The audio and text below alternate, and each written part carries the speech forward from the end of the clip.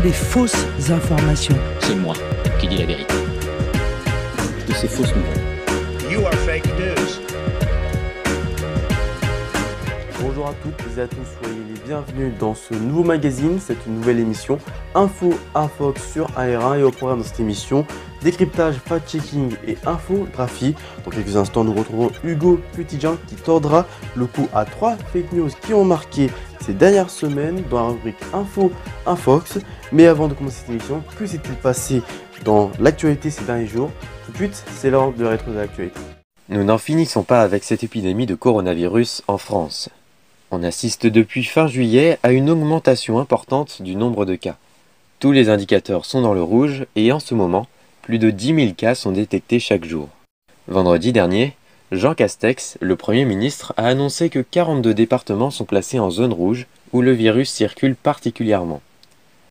La durée d'isolement a été raccourcie, passant de 14 à 7 jours, a aussi annoncé Jean Castex.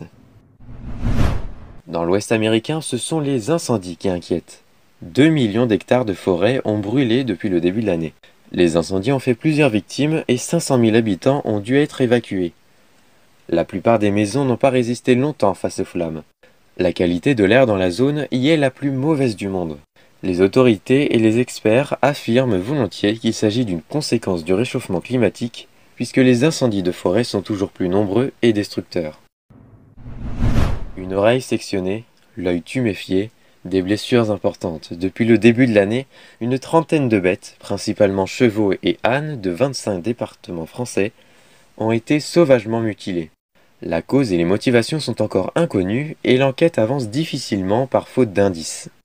De plus, les groupes sont très bien organisés. En effet, les témoins se font rares et les enquêtes de voisinage ne donnent pas matière aux enquêteurs.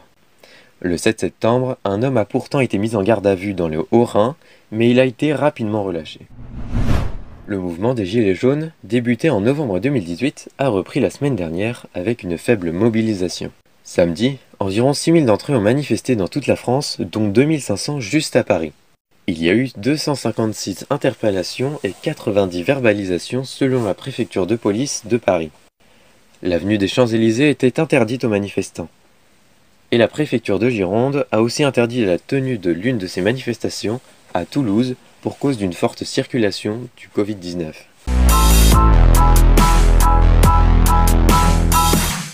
Tout de suite, c'est l'heure de Info ou Infox avec Hugo Petitjean. Bonjour Hugo. La première fake news à laquelle on va s'intéresser aujourd'hui, c'est cette fameuse affaire Augustin. C'est l'histoire d'un jeune homme qui aurait été sauvagement agressé dans la rue en décidant d'intervenir pour défendre deux jeunes femmes. Alors, Info ou Infox? Alors en fait, c'est un peu des deux. Cette fameuse affaire Augustin, elle a vraiment circulé sur les réseaux où c'est dit un peu tout et n'importe quoi. Tout a commencé en fait par un post d'un homme qui dénonçait l'agression de son frère aîné en plein centre-ville de Lyon alors qu'il tentait de défendre des jeunes filles importunées par un groupe de jeunes. En gros, c'est ça l'idée. Selon lui, il aurait été agressé sauvagement par ces derniers, lynché par des, je cite, racailles colorées qui l'auraient fracassé gratuitement. C'est texto ce qui est écrit dans son post. Et avec les réseaux qu'on connaît actuellement, hein, l'affaire s'est vite emballée, a été reprise par plusieurs personnes sur les réseaux sociaux, partagée par des personnalités politiques, notamment d'extrême droite, relayée par des médias. C'est l'emballement intraditionnel qu'on connaît pour la diffusion des rumeurs. Le parquet de Lyon a finalement ouvert une enquête à ce sujet, enquête qui est toujours en cours à l'heure actuelle, mais enquête qui a en fait déjà révélé des faits beaucoup moins graves que ce qui avait été dit. D'abord, le parquet de Lyon a expliqué que le jeune homme n'a pas été lynché et agressé violemment, mais a reçu seulement, hein, si on peut dire ça comme ça, un coup de poing au visage. Les témoins et le groupe de jeunes filles ont également confirmé que en fait, les agresseurs du jeune homme n'avaient pas été agressifs auparavant, ce qui avait été avancé par la famille de la victime dans leur message diffusé sur Facebook. Donc, cette affaire n'est pas totalement une intox. En revanche, tout ce qui s'est dit est à prendre avec des pincettes parce que tout n'est pas vrai en fait. Et tant que l'enquête n'a pas été bouclée, il est impossible d'expliquer avec certitude la façon dont se sont déroulés les faits. Mais on sait désormais que l'agression a été un peu gonflée, amplifiée par la famille du jeune homme. Deuxième info qui a circulé ces derniers temps au début du mois d'août, il y aurait eu une fusillade à Cannes. Oui, tout à fait. C'est quelque chose qui ne vous a probablement pas échappé, hein. On a vu plusieurs images de mouvements de panique complètement fous sur la Croisette après des soi-disant coups de feu tirés en plein Cannes. Alors ça, c'est une fake news complète, hein, ni plus ni moins. Le maire de Cannes a confirmé qu'il n'y avait eu aucun coup de feu, ni forcené retranché, a-t-il tweeté. Forcément, policiers et pompiers ont été tout de même dépêchés sur place, d'abord pour vérifier qu'il n'y avait effectivement aucun danger, hein, c'est la vérification, et pourrait rétablir l'ordre et apporter les soins aux personnes blessées pendant ce mouvement de foule. C'est en fait des passants qui sont à l'origine de cette fake news et qui se sont mis à courir dans la rue en criant « Satire, barrez-vous », on l'entend très bien sur la vidéo. Alors on ne sait pas si c'est une affirmation malveillante pour lancer un mouvement de panique ou si les passants ont entendu un bruit semblable à une fusillade. En tout cas, il n'y a jamais eu ni homme armé, ni fusillade à cet instant à Cannes. Et enfin, troisième et dernière info, les garçons nés de la PMA connaîtraient une baisse de la fertilité. Oui, c'est une info qui date de fin juillet. C'est la Manif pour tous qui en est à l'origine et qui a affirmé que les garçons conçus par PMA connaissent une baisse de la fertilité de 50%. Qui en parle? C'est pourtant un problème de santé publique, poursuit le bureau du Puy-de-Dôme de l'association sur Twitter. Alors, c'est un sujet à prendre avec des pincettes, bien sûr, même si on peut estimer que l'association n'a aucun moyen de réaliser des tests démontrant la véracité de leurs propos. En tout cas, selon Michael Agopians, qui est gynécologue au CHRU de Nancy, il n'y a eu aucun fondement qui permette d'établir de tels constats.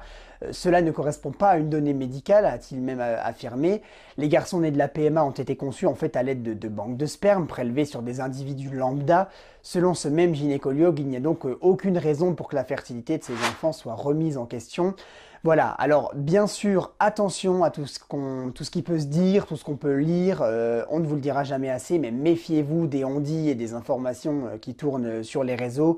N'hésitez pas à vous tourner vers des médias réputés qui vérifieront consciencieusement l'information avant de la partager. Et si vous avez le moindre doute, n'hésitez pas tout simplement à nous contacter directement sur AR1. Nous répondrons avec plaisir à vos questions par message et peut-être même dans un prochain numéro d'Info Infox. Merci beaucoup Hugo. Vous pouvez bien sûr retrouver toutes ses productions et son travail sur son blog hugopetitjean.fr. Fin de ce numéro d'Info Infox, merci de l'avoir suivi. Prochain rendez-vous sur AR1, c'est ce samedi à 17h. Et quant à moi, je vous retrouverai, je l'espère, le mois prochain pour un nouveau numéro d'Info Infox. D'ici là, passez une très bonne journée sur AR1 et d'ici là, portez-vous bien. Ciao.